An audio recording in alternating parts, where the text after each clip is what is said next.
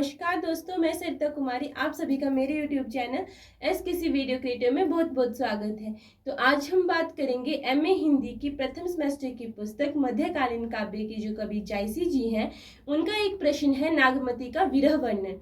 तो आज मैं आपको उसी प्रश्न के बारे में बताऊंगी। तो ऐसी और एजुकेशनल वीडियोस के लिए मेरे चैनल को सब्सक्राइब कर लें और उसके साथ जो बेल नोटिफिकेशन आइकन है उसे प्रेस करके मेरी आने वाली वीडियो की नोटिफिकेशंस को एक्टिव कर लें। यदि आपको मेरा वीडियो पसंद आता है तो वीडियो को लाइक व शेयर करना ना भूलें।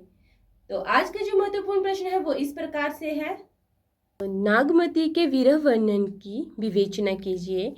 तो सूफी काव्य में विरह वर्णन भी कहा जा सकता है। यही कारण है कि पद्मावत में विरह वर्णन के अनेक स्थल देखने को मिलते हैं। पद्मावती 12 वर्ष की आयु के पश्चात ही विरह का अनुभव करने लगती है। दूसरी ओर रतन सेन पद्मावती का मौखिक वर्णन सुनकर ही विरही बनकर चल पड़ती है। उनकी संपूर्ण यात्रा विरह से बीतती है। विवाह के उपरांत थोड़े समय के लिए ही उनका संयोग होता है और पुनः राघव चेतना के प्रसंग से रतन सेन पद्मावती के वियुक्त हो जाता है। कविवर जायसी ने में पद्मावती तथा रतन सेन के अतिरिक्त नागमती के विरह का भी वर्णन किया हुआ है।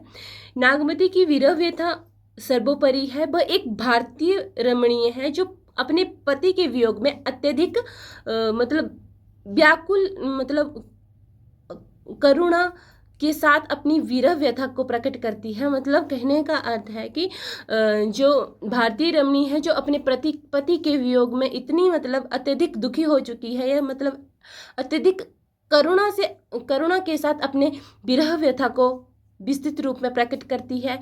उसके आंसुओं की धारा में पाठक तथा सभी श्रोता अपनी सुध बुध खो बैठते हैं। यही कारण है कि नागमती के वियोग वर्णन में हिंदी साहित्य की अमूल्य कवि भी कहा जा सकता है, अमूल्य निधि भी कहा जा सकता है। तो नागमती विरह की निम्नलिखित विशेषताएं हैं।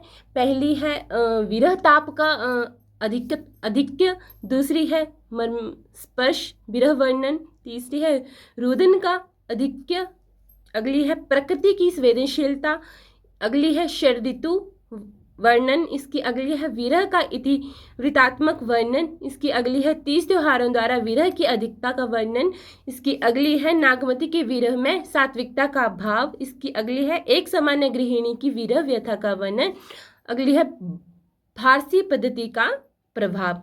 तो इसकी पहली जो विशेषता है वो है विरह ताप का अधिक्य। तो कवि ने पद्मावत में विरह ताप की तीव्रता का अत्यधिक वर्णन किया हुआ है। विरह ताप की अधिकता के कारण केवल विरहिणी नागमती ही स्तिप्त नहीं होती, बल्कि उसकी विरह अग्नि को के कारण पूरा संसार जलता हुआ दिखाई देता है। जायसी ने नागमती के विरह वर्णन की आग में विरहिणी को जलता हुआ दिखाया है। उसके साथ साथ सृष्टि के अन्य पदार्थ भी जलते हुए दिखाए गए हैं। इसकी अगली विशेषता है मर्म स्पर्शी विरह वर्णन। कविवर जायसी ने नागमती के विरह भाव का मर्म स्पर्शी वर्णन किया हुआ है। नागमती के हृदय में तीव्र व्याकुलता के कारण पीड़ा, टीस तथा वेदना उत्पन्न होती है। उसके पाठक का हृदय भी संवेदनशील हो उठता है। यह विरह वर्णन जो है वो अत्यधिक भावुकता से युक्त है। इसकी अगली विशेषता है रुदन का अधिक्य। जायसी के विरह वर्णन में रुदन का अधिकता है। चाहे राजा रतन सेन हो, चाहे पद्मावत हो, चाहे नागमती हो, सभी पात्र विरह में अत्यधिक आंसू बहाते हुए अपनी वेदना को प्रकट करते हैं। नागमती इस स्थिति में खून के आंसू भी बहाती है। इसकी अगली विशेषता है प्रकृति की संवेदनशीलता। नागमती के विरह व्यथा में केवल मनुष्य को बल्कि प्रकृति के विभिन्न पदार्थों को भी संवेदनशील बना देती है। प्रकृति के पेड़ पौधे, पुष्प, लताएं, पशु पक्षी आदि नागमती के मित्र बन जाते हैं और उसकी वेदना से दुखी होकर अपनी संवेदनशीलता व्यक्त करते हैं। इसकी अगली विशेषता है शरद ऋतु वर्णन। नागमती का विरह वर्णन जो है करते समय कवि ने शरद ऋतु का वर्णन का सहारा लिया है। प्रियतम के वियोग में वो नागमती बावली सी हो गई है। प्रियतम से अलग होने पर वो इतनी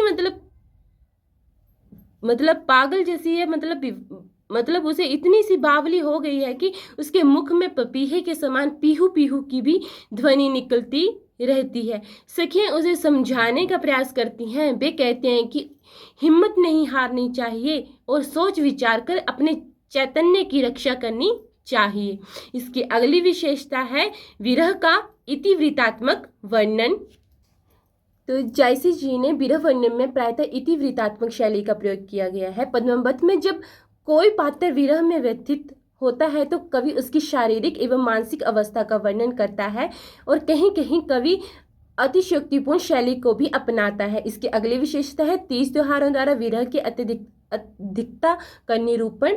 जायसी ने विरह की पीड़ा की अधिकता का वर्णन करने के लिए सर्वथा नवीन पद्धति अपनाई है जो कि पूर्णतः मनोवैज्ञानिक है। स्यों काल में सामाजिक उत्सव तीज त्योहारों पर्व आदि नायक नायिका को सुख प्रदान करते हैं, परंतु विरही जनों को ये त्योहार पीड़ा व बेचैनी व्यक्त करते हैं या बेचैनी पहुंचाते हैं। इसकी अगली विशेषता है नागमती की विरह में सात्विकता का भाव। नागमती के विरह निरूपण में लेश मात्र भी भोग विलास की प्रधानता नहीं है। नागमती एक पतिव्रता स्त्री है। कहा भी गया है कि प्रेम वियोग में की आंच में तपकर कुंदन के समान शुद्ध हो जाता है यदि स्थिति नागमती के वियोग की हो। उसके हृदय में किसी प्रकार का क्लूष तथा अहंकार की भावना नहीं है। वियोगाग्नि के कारण रजोगुण तथा तमोगुण जलकर नष्ट हो गए हैं, केवल सदोगुण की प्रबलता पीछे रह गई है। इसकी अगली विशेषता है, यह हम एक छोटे से उदाहरण से भी समझ सकते हैं कि मोहि भोग सो काज न बारी, मोहि भोग सो काज न बारी, सोह दीठी की चाहनहारी, सोह दीठी की चाहनहारी। तो इसकी अगली विशेषता है एक सामान्य गृहिणी की विरह व्यथा का वर्णन। भले ही नागमती रतनसेन की पहली पत्नी है और वह रानी होने के कारण राजमहल में रहती है, परंतु कवि ने नागमती का एक सामान्य नारी के रूप में वर्णन किया है। वह सामान्य नारी के रूप में प्रियतम के वियोग में विलाप करती है। उसकी मानसिकता एक सामान्य पत्नी की है जो विरह के कारण अत्यधिक व्याकुल और व्यथित हो गई है। इसकी अगली विशेषता है भारतीय पद्धति का प्रभाव। जायसी के विरह वर्णन में फारसी पद्धति का प्रभाव देखा जा सकता है। यही कारण है कि नागमती की आंखों में आंसुओं की स्थान पर रक्त की धारा बहने का वर्णन किया गया है। नागमती के वियोग में केवल कोयल के समान कूकती हुई रोती है और उसकी आंखों से खून के आंसू गिनते हैं। फलस्वरूप हम यही कह सकते हैं कि कुहुक कुहुक जस कोहिल रोई, कुहुक कुहुक जस कोइल रोई, रक्त आंसू घुची न वन बोई, जह जह ठाणी होई वनवासी, तह तह होई घुघुची की राशि, तह तह होई घुघुची की राशि। तो इस प्रकार हम कह सकते हैं कि नागमती के विरह वर्णन की व्यथा की अधिकता है। कवि ने षड ऋतुओं तथा 12 मासे के रूप में प्रकृति का अत्यधिक प्रयोग किया है। यही नहीं, नागमती के विरह व्यथा में चिंता, व्यथा, गुण कथन, मूर्छा, व्याधि, मरण आदि 10 काम दशाएं भी देखी जा सकती हैं, परंतु कवि ने अतिशयोक्ति का सहारा लेते हुए नागमती के विरह का वर्णन किया हुआ है। आपको मेरा वीडियो कैसा लगा कमेंट बॉक्स में ज़रूर लिखें। यदि आपको मेरा वीडियो पसंद आया है तो इसको लाइक व शेयर करना ना भूलें। Thanks for watching.